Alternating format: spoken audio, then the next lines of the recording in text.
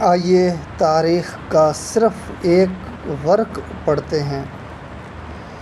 بادشاہ کا اعلان ہوا، جس نے آج کے بعد قرآن کو اللہ کا کلام کہا یا لکھا گردن اڑا دی جائے گی۔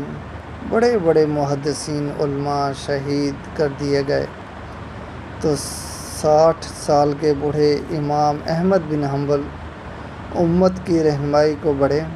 فرمایا، جاؤ جا کر بتاؤ حاکم کو، احمد کہتا ہے قرآن مخلوق نہیں، اللہ کا کلام ہے۔ فوری دربار میں پیشی ہوئی، بہت ڈرایا گیا۔ امام احمد بن حنبل کا استقلال نہ ٹوٹا۔ جب مامون رشید مر گیا تو اس کا بھائی معتصم حاکم بنا۔ امام کو 60 کوڑوں کی سزا سنا دی گئی۔ دن مقرر ہوا، امام کو زنجیروں میں جکڑ کر لایا گیا۔ بغداد میں سر ہی سر تھے۔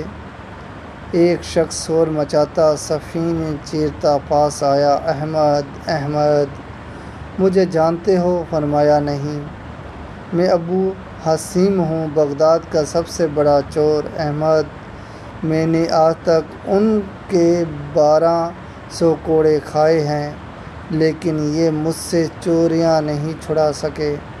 کہیں تم ان کے کوڑوں کے ڈر سے حق مت چھوڑ دینا۔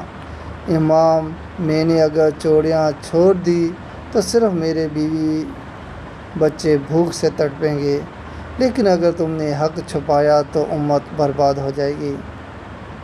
امام غش کھا کر گر پڑے، ہوش آیا تو دربار میں تھے۔ حبشی کوڑے برسا رہا تھا۔ 30 کوڑے ہوئے۔ معتصم نے کہا، امام کہیے۔ آپ نے فرمایا، میں مر سکتا ہوں، لیکن محمد صلی اللہ علیہ وآلہ وسلم کے دین میں رتی برابر تبدیلی برداشت نہیں کر سکتا۔ پھر سے کوڑے برسنے لگے۔ ایک وزیر کو ترس آیا، کہنے لگا، امام ایک مرتبہ میرے کان میں چھپکے سے کہہ دیجئے قرآن اللہ کا کلام نہیں، مخلوق ہے، میں بادشاہ سے سفارش کروں گا۔ امام نے فرمایا، تو میرے کان میں کہہ دے قرآن مخلوق نہیں، اللہ کا کلام ہے، قیامت میں رب سے تیری سفارش کروں گا۔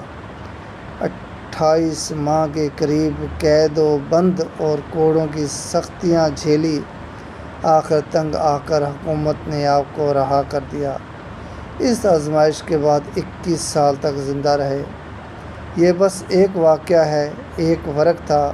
ہماری تاریخ بھری پڑی ہے ایسے لوگوں سے جنہوں نے سر کٹوانا بہتر سمجھا، بجائے ان کے کہ باطل کے سامنے سرنگوں ہو جائیں۔